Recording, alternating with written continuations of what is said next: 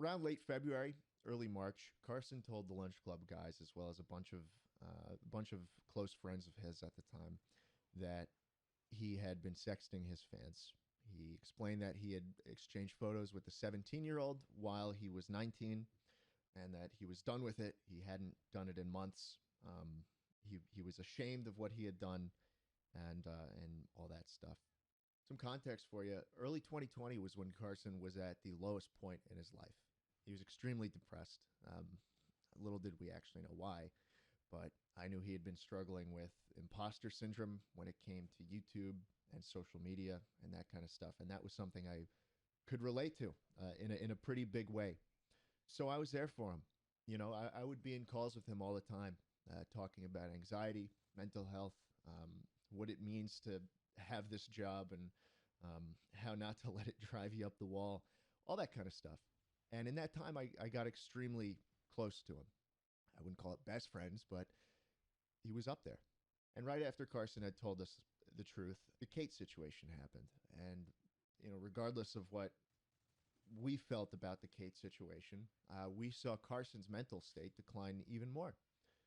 And it was to the point that we genuinely thought his life could be in danger.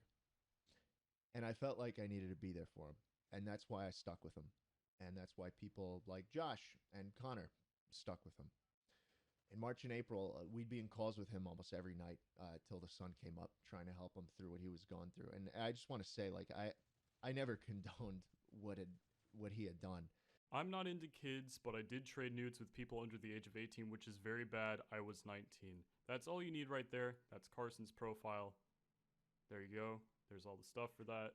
I remember a call with him and Josh where both of us basically said to him, like, dude, if this behavior continues, we're done. Our close friend had fucked up, but he was also in a very dangerous place, and we felt like we had to be there for him. And in doing that, we could give him the guidance and the company he needed to help him get out of this depressive state he was in, and help him grow and become a better person. We talked him into seeing a therapist. We helped him form a better relationship with social media, because he'd check his indirects constantly, and he'd have a tab open of every different site that he would just refresh.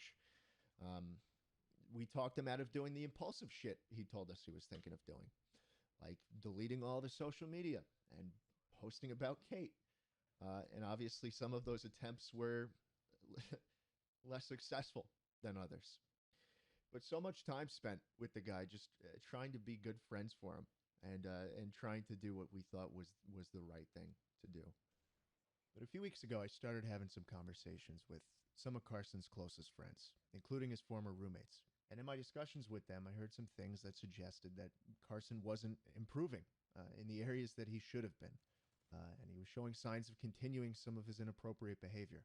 And apparently this was happening while I was spending all this time trying to help him. And while he was saying that he was working on himself, and that he was changing, and that he hates the person he used to be. These conversations were really the ones that got me second guessing how genuine Carson had been to me and to others throughout this whole thing.